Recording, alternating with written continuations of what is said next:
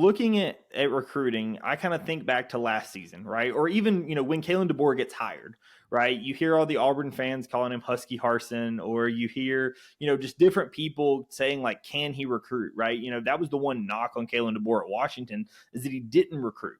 And keep in mind, I said didn't and not can't, right? That's what a lot of Alabama fans looked at it as, is like, hey, he wasn't putting his name in the hat for a top player out of the state of Georgia because he was in Washington and he knew that they weren't coming there, right? So that's just a different level. And the question was he going to be able to when he got here?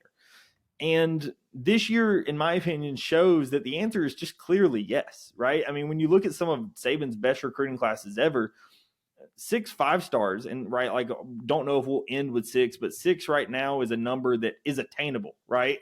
And if you had told me 2 years ago when we hired Kalen DeBoer that 6 5-stars is attainable in his second ever recruiting class, I kind of would have thought you were crazy. Like, do you agree or disagree with that? Yeah, I mean, I definitely think that, because that is on the level of Nick Saban, right? I mean, and you would expect some sort of drop off, maybe not significant, maybe not as much as some people would have thought. But I mean, and granted, the numbers and how Alabama has to do things, and I understand the Nick Saban, the Alabama discount when he was the head coach, like, NIL probably didn't play as big of a factor. Everybody wanted to play for Nick Saban. Everybody wanted to play at Alabama. But I still think the level of dominance, you had already seen it start to fall off a little bit on the recruiting front and, to an extent on the field as well. But Kalen DeBoer, here's the thing, like, Brian Kelly, when he made the move from South Bend to Baton Rouge to take over as LSU's head coach, everybody saw the video of him. I think he was at a basketball game trying to do the Cajun accent that was just so very fake. And this is not me trying to take a shot at Brian Kelly, but one thing, it's like Kalen DeBoer is able to build relationships, and his staff is able to build relationships, and you've now got the Alabama brand at your back, and he's authentic. Like, you're never going to see him in a situation where you're questioning, is that a fake Cajun accent, or is he faking a Southern accent right now? Like, you would never say that about Kalen DeBoer. I think his ability to develop relationships with people, and the fact that a lot of people understand that, whether it be families, whether it be the recruits themselves, he's going to do his best to look out for you once you get to Alabama, and he's going to do what's in your best interest. Just a very good relationship builder, and I think that's made all the difference in the world when it comes to Alabama's recruiting. Yeah, and I believe I remember seeing you on Next Round talk about this. Do you think that there's also some impact when you're looking, in these newer recruiting classes, that the house settlement, right? Because when you're talking pre-house settlement, the numbers that some people were offering was just wildly different than what other people were offering. But now when you're looking at these house settlement numbers, I don't want to say it completely even the playing field, because there's still the haves and the have-nots. But for the haves, it kind of set a baseline for, like, now when you're offering somebody, the numbers are a little more even. And so if the decision is close, it really can be on relationships, right? I've seen some people tweeting, like, recruiting feels like old school recruiting now, because, like, whether you want to say people were getting paid prior, yeah, I'm sure there was money changing hands that nobody wants to talk about, right? But it still was about relationships when you think back, in Nick Saban's heyday of recruiting.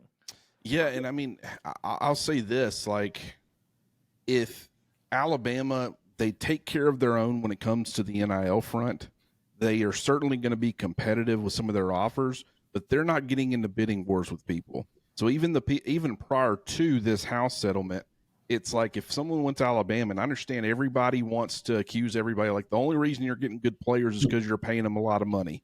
And so the fact that Kalen DeBoer is still getting Alabama good players post Nick Saban, and everybody thought it would fall off, well, it's only because Alabama's paying them a lot of money. I'm telling you right now, the money is not, I think it's a lot healthier than a lot of people realize as far as the NIL.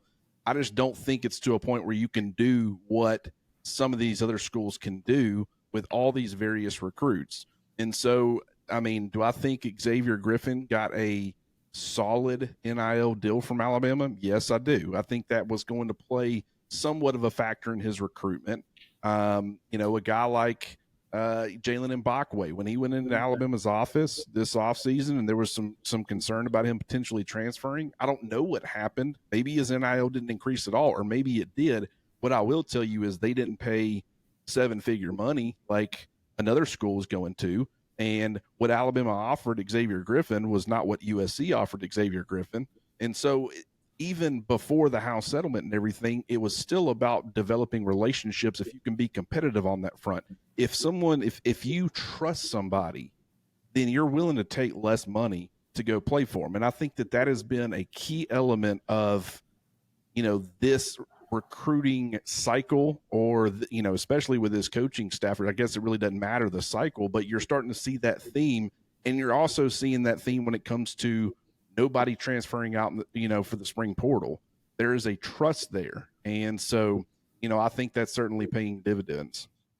Yeah, and for a lot of people that watch my show, I know I focus a lot on basketball, and that's part of the reason why I'm bringing you on, just because I know you cover football a lot more closely than I do. It rings true kind of to what we're hearing over in the basketball front with Nate Oates, right? Like, these are some of the same things you're hearing. It's like, if you can trust the coach, if you know that they have your best interest at heart. I'm not saying that we're ever going to be the highest bid person, right? But if we're going to develop you and have you ready to go to the next level, then that's where you're really going to make your money, right? Like, whether or not you make 150 grand or 200 grand in college isn't going to impact if you're a first round pick versus a fourth round pick, right? Like, these are very different things.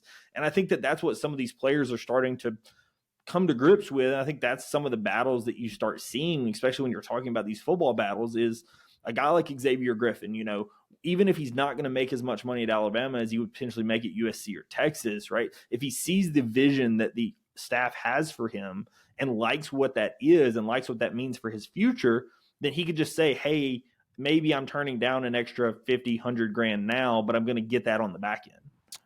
That's 100% correct.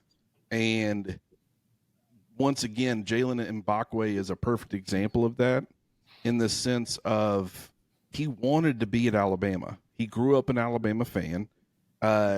He's best friends with Ryan Williams.